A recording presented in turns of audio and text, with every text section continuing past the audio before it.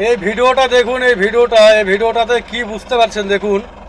একদম এই লোকটা ডাইরেক্ট বলছে প্রধানমন্ত্রী অমিত শাহ এবং ইলেকশন কমিশনারকে মেরে মেরে দিবে। এই যে হাতে যে অস্ত্রটা দেখাচ্ছে, এই ভিডিওটা হয়তো আপনারা সবাই দেখেছেন। লোকটার কত বড় সাহস দেখেছেন। ভারতের মাটিতে দাঁড়িয়ে থেকে ভারতের প্রধানমন্ত্রী এবং ভারতের স্বরাষ্ট্রমন্ত্রী এবং ইলেকশন কমিশনার ভারতের, ওনাদেরকে মারার ডাইরেক্ট ধমকি দিচ্ছে, ডাইরেক্ট চ্যালেঞ্জ করছে। তা আমি বলছি আপনারা আপনারা ভারত ছেড়ে পালিয়ে যান। আপনারা এনাকে দেখে একটু ভয় পান, মোদিজি, শাহজি, এনাদেরকে দেখে একটু ভয় পান। এই লোকটাকে দেখে একটু ভয় পান, অমিত শাহ, নরেন্দ্র মোদী।